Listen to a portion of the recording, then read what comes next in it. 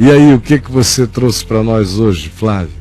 Caio, hoje de manhã eu estava pensando sobre perdão, e aí eu entrei no caiofabio.net para buscar um texto que falasse sobre perdão, e são vários, né, os textos que falam sobre perdão. Eu escolhi um deles, Perdão para Hoje.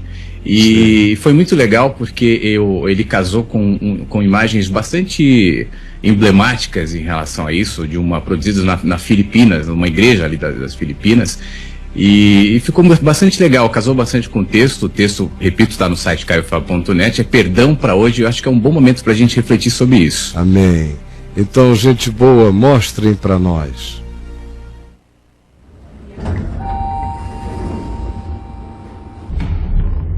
Você quer perdoar? Então decida. Perdão é uma decisão. Você quer perdoar?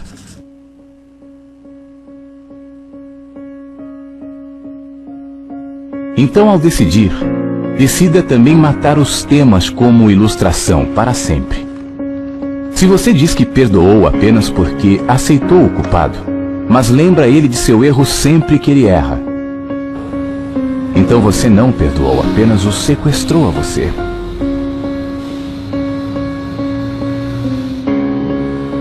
O perdão não tira a nossa memória dos fatos, mas tira a emoção deles. E além disso, mata o fato passado como argumento para a vida contra a pessoa. Ninguém é obrigado a ficar com ninguém mesmo depois de perdoar o ofensor. Aliás, até para que duas pessoas se separem, é essencial que se perdoem.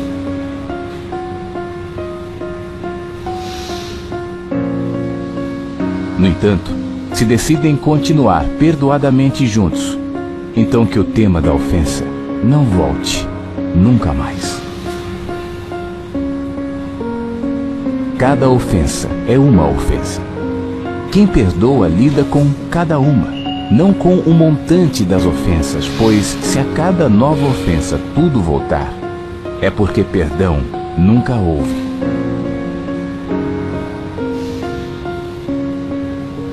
Jesus mandou perdoar até 70 vezes 7 o mesmo indivíduo em um só dia. Mas a cada perdão não se deve trazer a multidão dos outros para o encontro com a verdade. Ou então, melhor é não dizer se perdoou.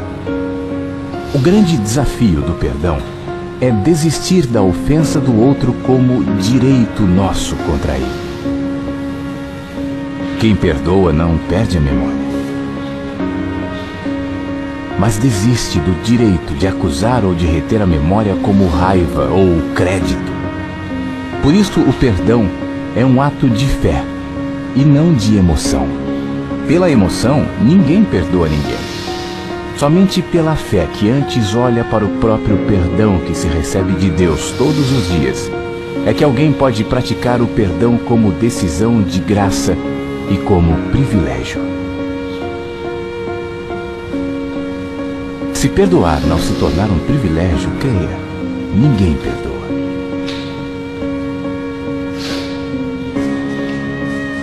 Somente quem diz de verdade, é meu privilégio perdoar, é que de fato perdoa de modo perdoado mesmo. Mas enquanto perdoar é um fardo, uma obrigação, todo perdão será apenas sacrifício. Perdão é vida quando se torna privilégio em fé.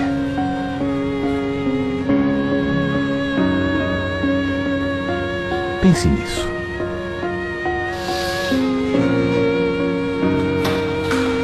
Nele, que me perdoa.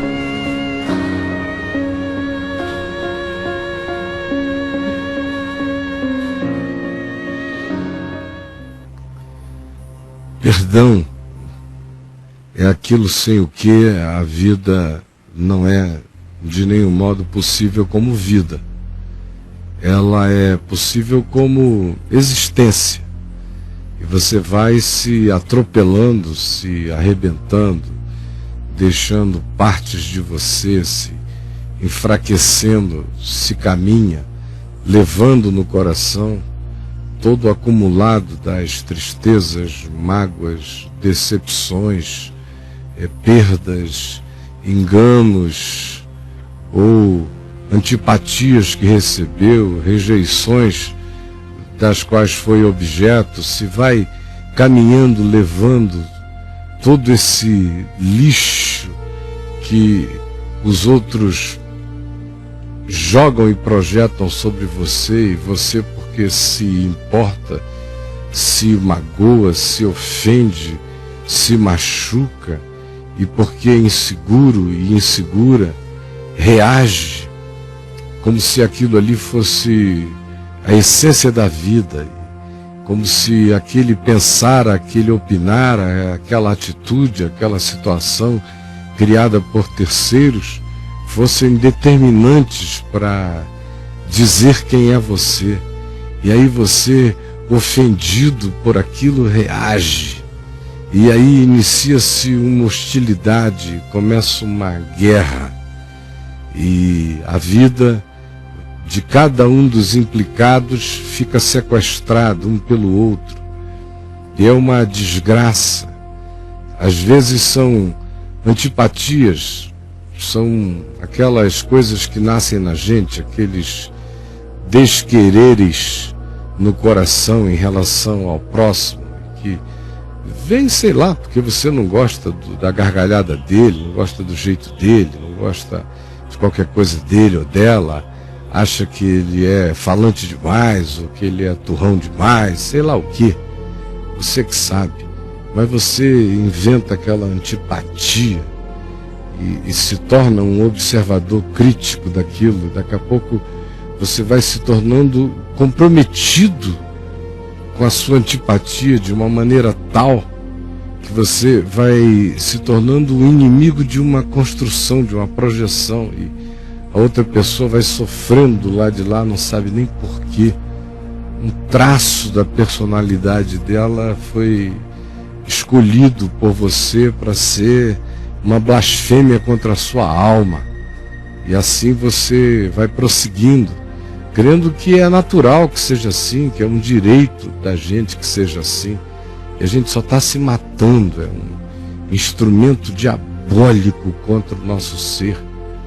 Ou aqueles que foram ofendidos, muito ofendidos e traídos, e ficaram se sentindo tão traídos e se dão tanta importância e se atribuem tanto valor e julgam o que lhes foi feito como um pecado contra o Espírito Santo que não tem perdão. Tamanha é a ofensa que no seu coração cresceu e se avolumou, que você diz: até Deus sabe que essa pessoa não pode ter perdão no meu coração. Você começa a querer invocar até os céus como corroborador do seu direito de não perdoar e de ir se fazendo mal, porque é somente a você que você faz mal numa hora dessa, viu? Mulher divorciada, ou magoada, machucada, abandonada, traída, que hoje quer ir às forras de qualquer jeito. Você está fazendo grande mal a você, grande mal a você. Não há ninguém que se faça mais mal do que aquele que vive para odiar e se vingar, e que se diz incapacitado de perdoar, ou que mesmo assume que não quer, que é um direito seu segurar isso entre os dentes até a morte, conforme eu vejo muita gente fazendo e se envenenando. Ainda que no meio disso tudo existam aquelas pessoas que tentam praticar determinadas formas de ódio seletivo, de antipatia seletiva, e tem alguns que entram até num outro ardil, que é o de pensar que toda figura, quando se torna pública, ela perde a pessoalidade, ela vira uma coisa, um poste, ela vira um pedaço de pau. E não é bem assim. É verdade que Existem pessoas que se tornaram públicas porque quiseram se tornar públicas, porque aceitam ser figuras públicas e porque lidam com questões públicas de modo público e precisam aprender a viver com as consequências. Esse é o fato em relação a quem quer que seja uma figura pública nesta vida.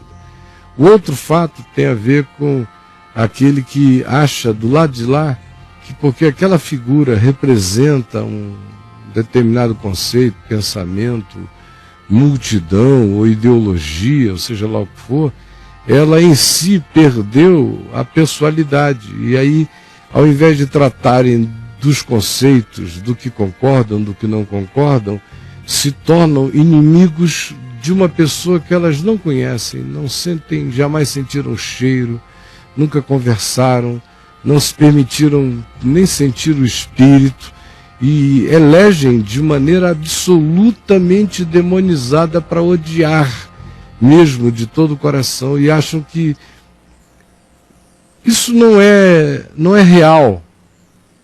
Não é real. Elas são capazes de dizer, não, eu não odeio ninguém, mas o modo como elas olham para determinadas pessoas e o que elas sentem no coração por determinadas figuras públicas mostra o oposto.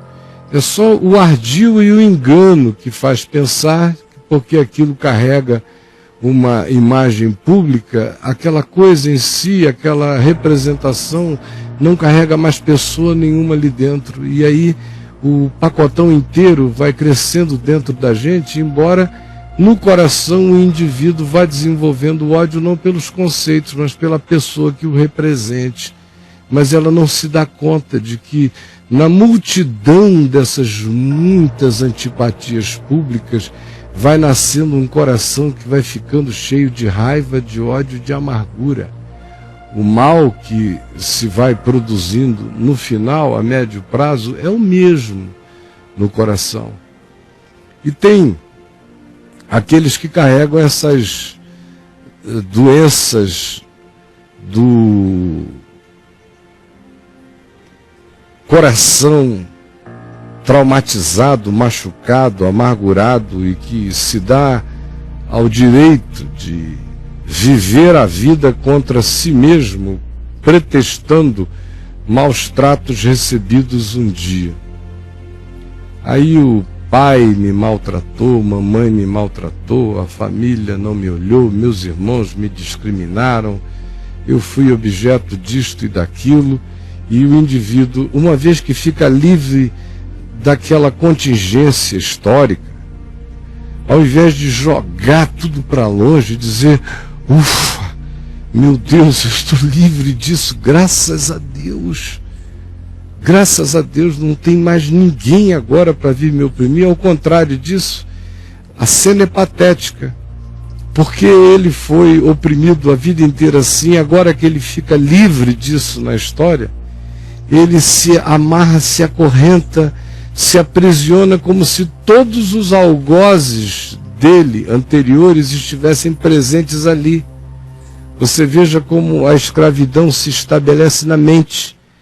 Agora o indivíduo está longe de tudo, mas aprisionado pelo poder que o trauma obteve nessa mente, que preferiu ter autopiedade, se auto-vitimar e tratar o trauma como uma injustiça praticada contra o indivíduo, mas que ao mesmo tempo é nutrida por ele com um sentimento de autovitimização que ele acha que é a defesa dele contra o abuso recebido. E é justamente isso que fixa na mente, na alma e no espírito dele a carceragem, a prisão. E ele fica ali, mesmo quando sai historicamente da situação, continua levando todos os seus algozes e assim os levará, a menos que os perdoe de todo o coração. De todo o coração. Eu vejo casais que acham que só podem se divorciar se odiarem. Não. Até para a gente se divorciar tem que estar tudo perdoado. que é para cada um poder seguir a vida com o coração limpo e poder ter uma nova vida. Do contrário, eles vão se divorciar, se odiando, não vão se descasar do ódio jamais e vão prejudicar toda e qualquer possibilidade de continuidade para a vida, porque até para seguir, a gente tem que seguir sem levar as tralhas da amargura, da raiva, do ódio, da malquerência, da rejeição, nem da autovitimização no coração. E só o perdão cura de um lado e de outro essas enfermidades todas. Ou eu fico vendo aqueles que têm sido enganados por esses muitos enganadores que estão aí e que depois disso passam a odiar os enganadores. Acham que foi um direito adquirido também, sentir ódio. Sinto ódio do apóstolo, tal, sinto ódio. Não, eu não sinto ódio de nenhum deles. De todo o coração na presença de Deus, eu oro pelo bem de todos eles, no sentido de que se convertam, de que encontrem o Evangelho, de que parem de ser enganadores de pessoas e passem a ser servos do povo de Deus e que não morram nesse estado de engano no qual estão decidindo existir. Isso sinceramente é o que existe no meu coração para cada um deles, e nada, nem um pingo além disso, todo dia. E grande seria a minha alegria se eu os visse todos voltando à simplicidade do Evangelho e se tornando Zaqueus que digam: eu resolvo dar metade dos meus bens aos pobres, e se em alguma coisa defraudei alguém com as minhas campanhas, isto é certo, eu restituo 4 vezes mais no mínimo, não é? O melhor é entregar tudo como sinal de conversão da consciência. Mas no meu coração não existe nenhum outro sentimento, nenhum. Eu vou para a presença de Deus, posso ser levado para o juízo da luz agora, diante de Deus. Não há nada em mim além disso que eu estou lhes dizendo. Por isso meu coração está totalmente em paz no Evangelho e na presença de Deus. Agora eu vejo o pessoal sair desses enganadores e ficam com ódio, mas com ódio. Olha, não é porque eles são enganadores que você recebeu permissão para odiá-los, nem para se tornar esse cão raivoso, esse ente vociferante, feio, nojento, babante, que acha que está profetizando só porque baba veneno. São os babantes de veneno. E o Evangelho chama você a perdoar os lobos, para você não se tornar, na expectativa de ser o denunciante deles, se tornar igualzinho a eles, só que com outra motivação, porém movido pela mesma energia essencial, que é o ódio no coração. Então olhe para dentro de você hoje e pergunte-se sobre o significado do que você ouviu sobre perdão nesta manhã, porque é daí, dessa raiz do perdão, que brota a árvore da vida, e é da raiz da amargura que nasce tudo aquilo que em nós se transforma em doença para o corpo, doença para a alma, doença para o espírito, doenças relacionais que matam de fato o espírito da gente, nos deixam em treva interior, vão nos dessensibilizando, vão nos emburrecendo de uma maneira que não dá nem para a gente imaginar o nível de doença que a amargura, o ódio, o trauma cultuado no coração, mas que não passa de amargura cultuada, que não obteve a graça do perdão, que vai libertar o outro e vai salvar a gente, se torna no produtor de males que a gente não pode imaginar. Guardar a morte na forma do seu extrato que é o ódio ou a amargura, os seus venenos derivados no coração, e achar que pode ficar ileso é loucura. Por isso, quando Jesus disse, olhe, perdoe até 70 vezes 7 num dia, ele não estava nos dando uma tarefa, ele estava nos dando um antídoto. Quando Jesus nos disse para perdoarmos até 70 vezes 7 num dia, ele não estava nos dando uma tarefa de natureza moral, espiritual e ética. Ele estava nos dando o único antídoto contra a morte no coração, que é a graça do perdão, nutrida no nosso interior, recebendo o perdão de Deus e renovando o perdão de Deus em nós, perdoando a todos, tomando a nossa cruz juntamente com Jesus e dela dizendo, Pai, perdoa-lhes a todos eles, porque não sabem o que fazem. Aí e por aí passa o caminho do discípulo, é o passo primário para você começar a ficar livre desse si mesmo que tem que ser negado e que é cheio de honras feridas, de reputações magoadas, cheias de traumas adulados, cheio esse si mesmo de todo esse nosso self, que é subproduto das convenções às quais a gente se submete, porque se não nos submetemos parece que nós não somos pessoas da nossa geração, então nós temos que odiar a quem se manda odiar, temos que nos vingar de quem se diz que se tem que vingar, temos que cumprir o karma de obedecer o que os outros e o que o mundo diz que tem que ser feito. E vamos nos arrebentando por inteiro. Agora, o antídoto contra isso é o perdão. Perdoe, perdoe sempre, perdoe o dia inteiro. Você não estará fazendo nada que não seja, antes de tudo, se salvando, se protegendo. Perdão acaba sendo o antídoto que a graça e o amor nos servem contra os venenos da vida. Isto é o perdão. É o antídoto que a graça e o amor nos servem contra os venenos do ódio nesta existência.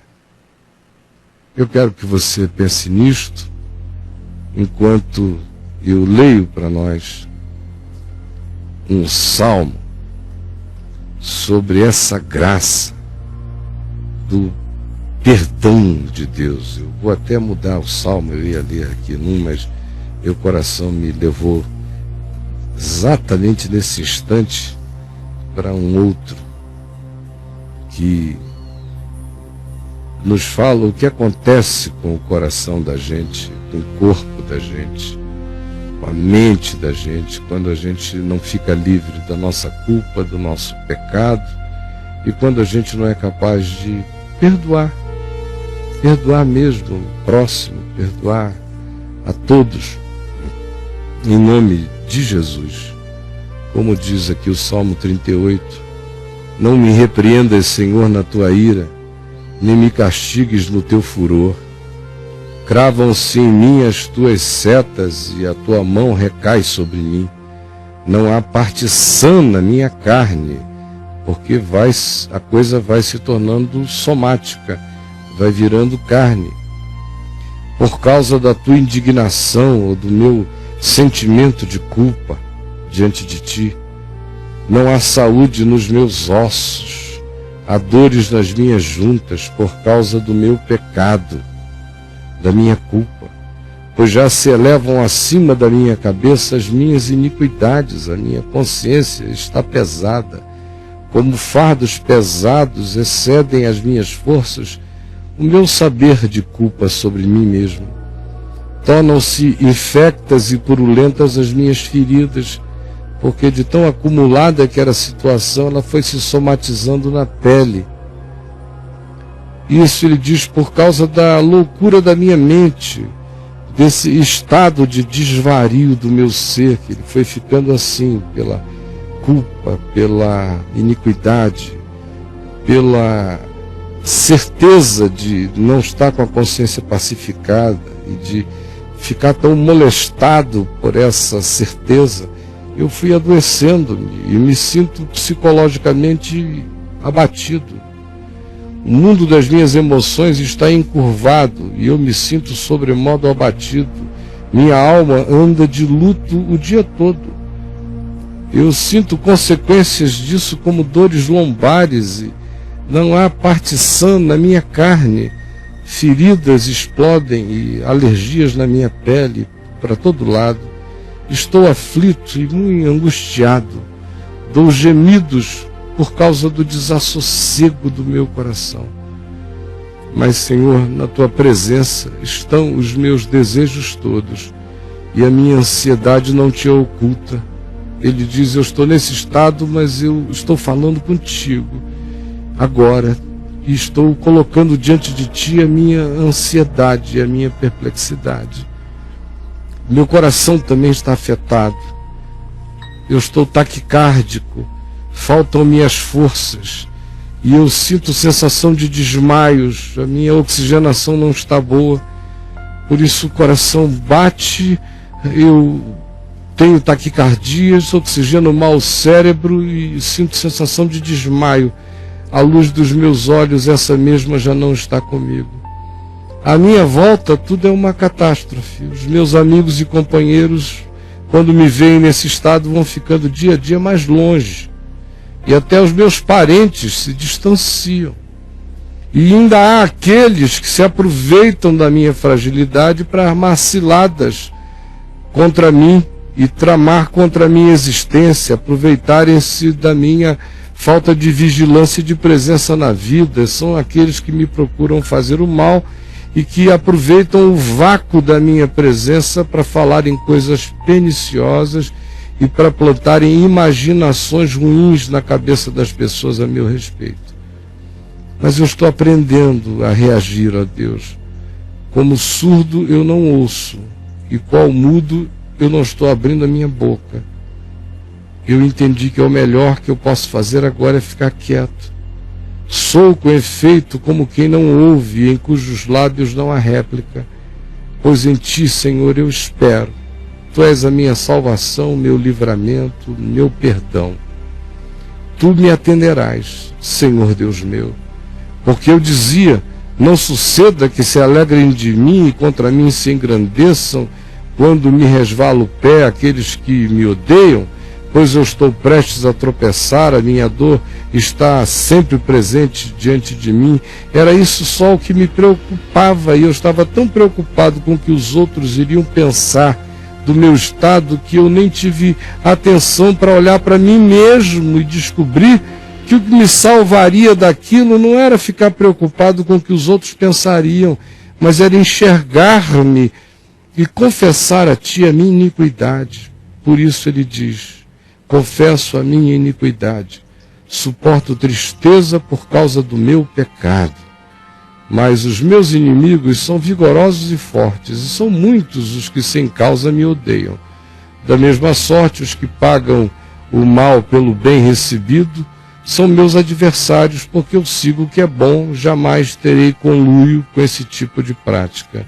Mas quanto a mim, Senhor, não me desampares. Deus meu, não te ausentes de mim.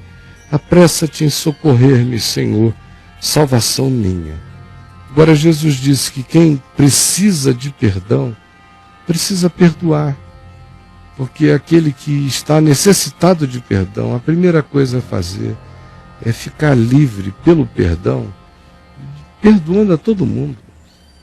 E todo perdão de Deus é seu. Ele já em Cristo perdoou-nos antecipadamente, para que a notícia desse perdão antecipado nos comova e a gente se volte para Ele de maneira quebrantada. E ao voltarmos para Ele, voltemos também para o próximo, com a mesma disposição divina de distribuir graça e perdão, de sermos redenção de Deus no mundo, perdoando a todos, em nome de Jesus. Esse é o chamado do Evangelho. Quem não quiser entender que seja assim, simplesmente é melhor dizer eu não gosto e não quero o Evangelho na minha vida. Senhor Jesus, eu te rogo que o teu Espírito esteja gerando constrangimento no coração de muita gente. Como semeador, eu estou aqui só semeando a palavra da vida, a palavra da verdade, o Evangelho de Jesus, a graça de Deus, perdoando homens e chamando homens a perdoarem a todo outro homem, para que reconciliemos-nos contigo, que já nos reconciliaste conosco, e reconciliemos-nos uns com os outros. Esse é o Evangelho e é embaixador desta palavra que me fizeste, por isso eu não tenho outra coisa mais importante a anunciar ao meu semelhante. Eu quero pedir, Jesus, que o teu Espírito, e somente Ele, nenhum outro poder, nenhum outro constrangimento, nenhuma outra influência, só do Espírito Santo, se manifeste agora, gerando aquele constrangimento para a vida, para a conversão, a vitória do amor contra o ódio, da graça contra a vingança, da bondade contra a hostilidade em nós, a vitória da luz contra as trevas em nós, a vitória de Deus contra o homicida, contra o maligno que odeia desde sempre em nós.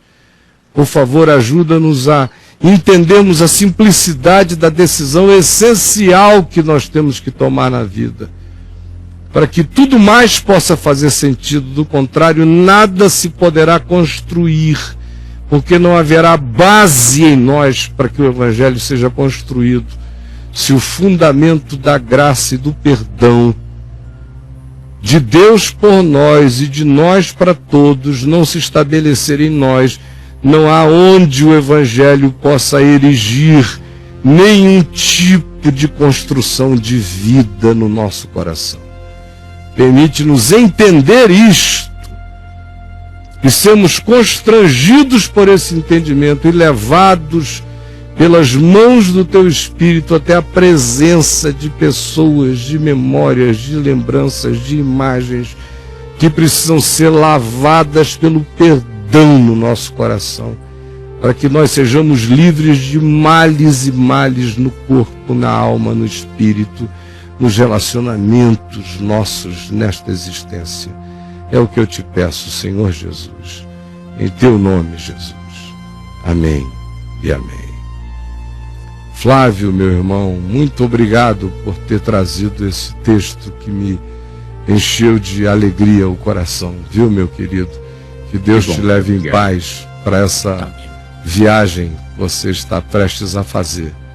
Foi uma delícia ter tido, ainda que rapidinho, você com a gente nesta manhã. Deus te abençoe. O privilégio é tudo meu, viu? Obrigado. Amém. Vai em paz, amigão. Amém. Deus te guarde.